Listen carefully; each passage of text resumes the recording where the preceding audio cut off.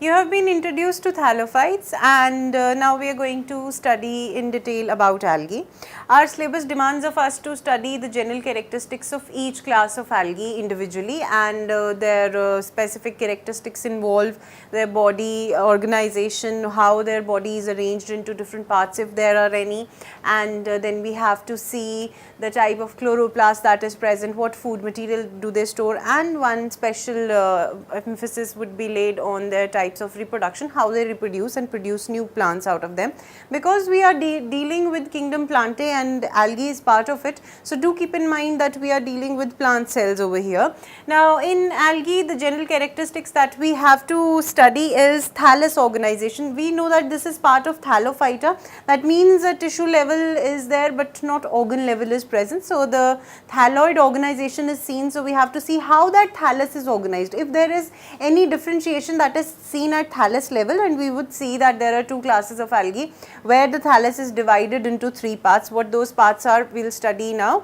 Then there is the cell structure, how the cell is present, what actually is the cell structure, and you need not to get into detail of this because basically it is a plant cell. When we talk about cell structure, we talk about the organelles, how they are present, what is the difference in the cell structure, basically how the cell structure of one class of algae is different from the other, that is to be studied. Then we talk about the flagellas if they are present.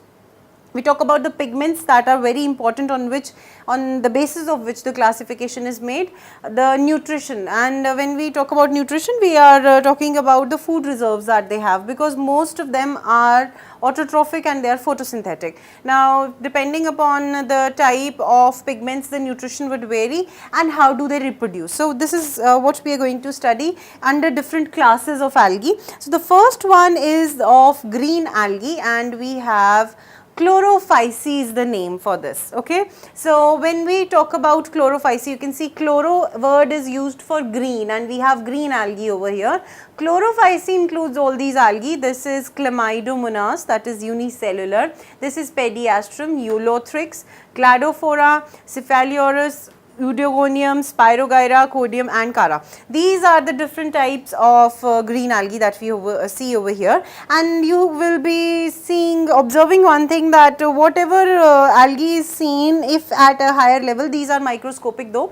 The remaining ones, the two that you can see, you are seeing branching pattern over here. Branches are seen. This is known as branch, but this is not properly the branch that we see in higher plants, because here the organization is still thalloid. It just appears like that it is a branching pattern that is observed. Seeing the characteristics of green algae, they are members of Chlorophyceae. Okay, Chlorophyceae, as I told you, it refers to the green part. They share many characteristics with plants, including their photosynthetic pigments and the cell wall composition. So first thing is that their cell wall would be made up of cellulose. Secondly, their photosynthetic pigments would be those that present in higher plants. So they would be chlorophyll A and chlorophyll B. They have cellulose in cell wall, they have chlorophyll A and chlorophyll B. And what is the food reserve material in which the food is stored? That is in the form of starch. Then they have their distribution. They can be found in fresh or salt water.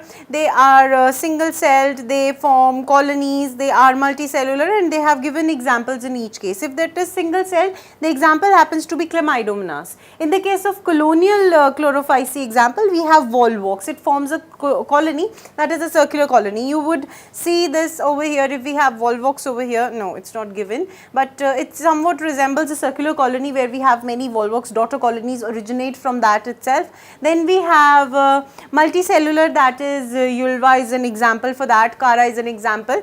And before we go further to brown algae, what we have over here is, let's talk about the reproduction. The reproduction would be, first is vegetative propagation. So the vegetative propagation means is by fragmentation. Okay, so you have to remember that this algae, the green algae, it would propagate vegetatively by the means of propagation, fragmentation. Then the second thing is, we talk about asexual reproduction. So in case of asexual reproduction, you have to remember that the green algae forms zoospores.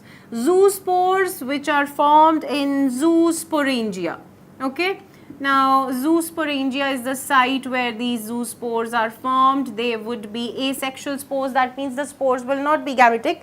So, the zoospores, as the name suggests, it is zoo, which means that they would be motile, and when I am talking about spores which are motile, that means they will be flagellated. So, we have biflagellated zoospores. Okay, coming to the third one, that is, what about sexual reproduction? In case of sexual reproduction, we have